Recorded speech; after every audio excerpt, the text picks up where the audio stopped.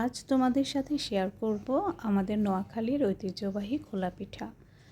খোলাটাকে ফার্স্টে আমি করলাম যে কি একটু পরিষ্কার করে তেল দিয়ে গরম করতে দিলাম এবং খুব হাই হিটে এটাকে গরম করতে হবে। তারপর চালের গুঁড়া নিয়ে তাতে একটু লবণ দিয়ে জাস্ট মিনারেল ওয়াটারটা দিয়ে এটাকে যে আমি বেটার তৈরি করলাম।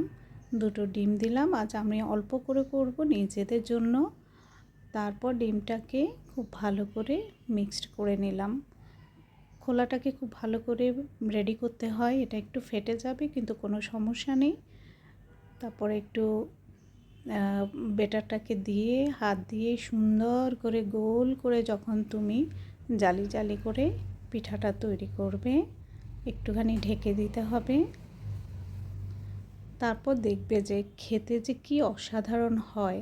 আমাদের নোয়াখালীতে এই খোলা পিঠাটা সবচেয়ে ঐতিহ্যবাহী। দেখা যায় যে প্রতিটি পরিবারে এই পিঠাটা সবারই ভীষণ ভীষণ পছন্দ। ডিমগুলা যখন উপরে খুব সুন্দর করে ভেসে আসে তখন দেখতে এটা আরও ইয়ামি এবং লোভনীয় মনে হয়। তোমরা বাসায় কিন্তু ট্রাই করে দেখবে। আমি মূলত এই রান্নার চ্যানেলটা করেছি টুকটাক নিজের কিছু আইডিয়া সবার সাথে শেয়ার করার জন্য।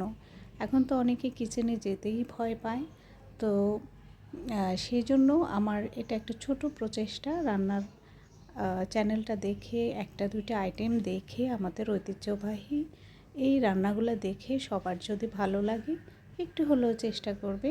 পিঠাটা যখন সাইডে একটু উঠে আসবে তখন খুন্তি দিয়ে এটা উঠাতে সুবিধা। গরু মাংস বোনা সাথে খোলা পিঠা হলে আর কিচ্ছু লাগে না। হাঁসের মাংস দিয়েও এটা ইয়াম্মি। নারিকেল আর গুড়ের মিশ্রণটা থাকলে আরও ভালো হয়।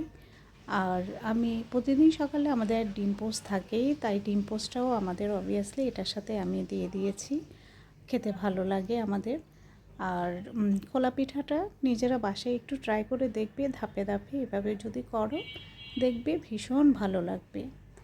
এটাকে খোলা পিঠাও বলে।